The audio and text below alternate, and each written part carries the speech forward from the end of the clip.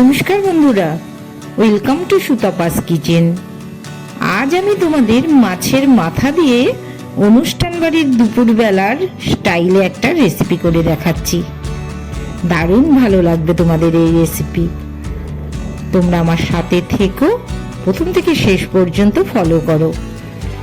বাঁধাকপিটাকে কিন্তু আমি কেটে সুন্দর করে ধুয়ে পরিষ্কার করে নিয়েছি। তারপর যতটা বাঁধাকপি তার চেয়ে একটু কম জল দিয়ে কিন্তু আমি এটা বয়েলড করে নেব। এই যে আলুগুলো ডুমো ডুমো করে কেটে নিয়েছি, আলুগুলো কিন্তু বাঁধাকপির নিচে দেব। একটু লবণ মিশিয়ে দিলাম 1 চামচ মতন, খুব বেশি কিন্তু জল দেবার দরকার নেই। পেঁয়াজগুলো দেখো বিভিন্নভাবে কেটে নিয়েছি, কতগুলো আমি কুচো কুচো করে নিয়েছি আর কতগুলো আবার মিক্সিতেও দিয়ে দেব। আমার কিন্তু 2টো সিটি দিয়ে আমি নামিয়ে নিলাম। একটু দেখিয়ে দিচ্ছি, তোমরা দেখে নাও। আলুটাও কিন্তু আমার বয়েলড হয়ে গেছে, এই যে দেখো দেখিয়ে দিলাম। আমি আলুটা বয়েলড করে নিলাম। বাঁধাকপিটাও কিন্তু প্রায় 80% হয়ে এসছে। এই যে দেখো পেঁয়াজটা, এটা আমি বাটা হিসেবে ইউজ করব, বাকিটা কিন্তু কুচো ব্যবহার করব। দেখতেই পাচ্ছ বেশ কিছুটা তেল দিয়ে দিলাম। আর মাছের মাথাগুলো কিন্তু খুব সাবধানে ঢালবে তেলের মধ্যে, না হলে কিন্তু বড়সড় অঘটন ঘটে যেতে পারে। নুন দিয়ে দিলাম 1 চামচ মতন, হলুদও দিয়ে দিলাম। আমার কিন্তু ভীষণ বড় বিপদের হাত থেকে আমি কিন্তু এবারকার মতন বেঁচে গেছি। এই যে দেখো মাথাগুলো কিন্তু এপিট ওপিট করে উল্টে ভেজে নিলাম। ভাজার পরে একটু ফাটিয়ে ফাটিয়ে নিচ্ছি একটু। আমার কিন্তু মাছের মাথা ভাজা হয়ে গেছে। এবার কিন্তু আমি বাটিতে তুলে রাখছি। আবারও কড়াইতে একটু তেল দিলাম। এবার এই সেদ্ধ আলুগুলো একটু ভেজে নিচ্ছি আমি। আলুটা অনেকটা হয়েই এসছে। 1/2 চামচ মতন লবণ দিয়ে দিলাম, একটু সামান্য হলুদও দিয়ে দিলাম। আলুগুলো ভাজা করে নামিয়ে কিন্তু আমি এখন রেখে দেব। মোটামুটি বয়েলড আলু, খুব বেশিক্ষণ সময় লাগবে না। আলুগুলো নামিয়ে নিচ্ছি। আবারও একটু তেল দিলাম। এবার কুচো পেঁয়াজগুলো কিন্তু আমি আগে ভেজে নেব। একটু পেঁয়াজটা একটু ভাজা করে নিচ্ছি। 7-8 কোয়ার মতন রসুন আমি থেতো করে রেখেছিলাম। এবার কিন্তু একটু পেঁয়াজটা নরম হয়েছে, তখন কিন্তু আমি রসুনটাও মিশিয়ে দিলাম। 5-6টার মতন কাঁচা লঙ্কা আমি পেস্ট করে রেখেছিলাম। একটু ঝাল ঝাল হলে খেতে ভালো লাগবে। ঝালটা তোমরা তোমাদের পরিমাণ মতন দেবে। পেস্ট কাঁচা লঙ্কাটাও কিন্তু আমি একই সাথে একটু ভেজে নিচ্ছি। একটা টমেটো গ্রেভিতে দিয়ে দিচ্ছি।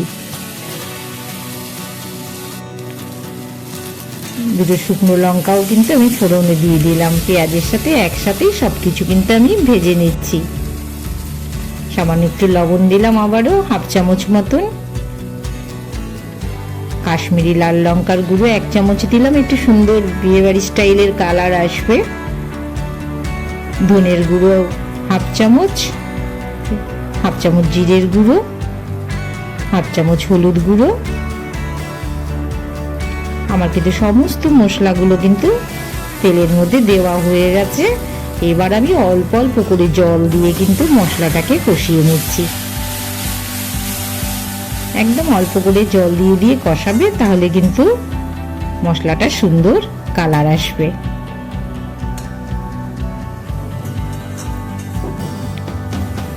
আমার কিন্তু গ্রেভিটা রেডি হয়ে গেছে।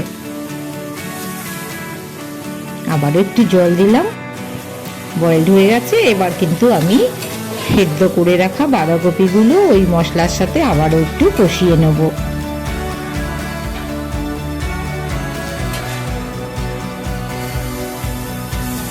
একটু ওলট পালট করে নিচ্ছি। বাঁধাকপিটা বয়েলড হয়েই আছে, খুব বেশিক্ষণ কিন্তু আমার আর কষানোর দরকার পড়বে না।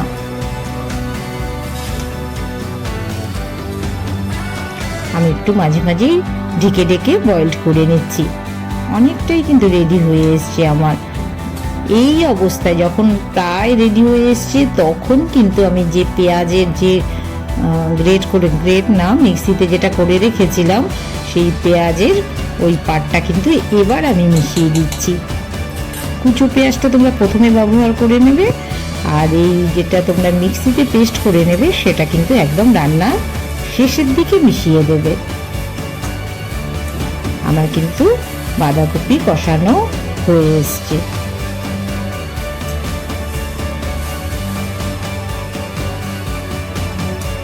দেখেই বুঝতে পারছো খুব সুন্দর একটা রঙও চলে এসছে। এবার আমি প্রথমে আলুগুলো দিয়ে দিলাম, আবার একটু ওলট পালট করে নিচ্ছি।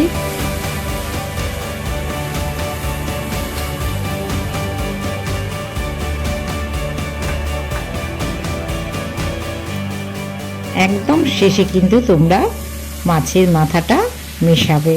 একটু অল্প অল্প করে জল দিয়ে দিয়ে কিন্তু আমি কষিয়ে নিচ্ছি। এখন আমি মাছের মাথাটা মিশিয়ে দেবো। যখন বাঁধাকপি আমার পুরো রেডি হয়ে এসছে তখন কিন্তু আমি মাছের মাথাটা মেশাবো, না হলে কিন্তু কাঁটাগুলো বেশি পরিমাণে বাঁধাকপির সাথে মিশে যাবে, ছোট ছোট কাঁটাগুলো। আমি নামানোর একটু আগেই কিন্তু মাথাটা মিশিয়ে দিচ্ছি। আমার কিন্তু রেডি হয়ে গেছে বাঁধাকপি।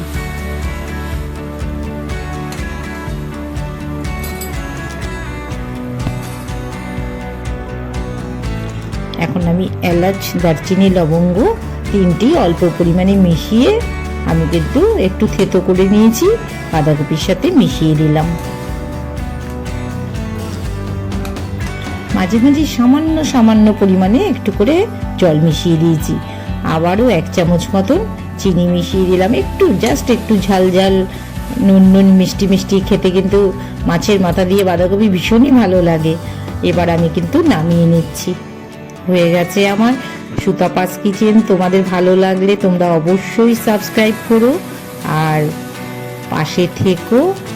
ভালো লাগলে একটা অবশ্যই লাইক করবে। আর লাইক শুধু করলেই হবে না, যদি তোমাদের খুব বেশি ভালো লাগে একটু শেয়ারও করে দিও। সাবস্ক্রাইব তো অবশ্যই করবে। এরকম নতুন নতুন রেসিপি পেতে গেলে সুতাপাস কিচেনের সাথে তোমাদের অবশ্যই থাকতে হবে। সবাই ভালো থেকো। আবারও নতুন রেসিপি নিয়ে আমি চলে আসবো তোমাদের কাছে। তোমরা কিন্তু সবাই সুতাপাস কিচেন ফলো করো। আবার দেখা হবে তোমাদের সাথে। সবাই ভালো থেকো, এনজয় করো নতুন রেসিপি নিয়ে।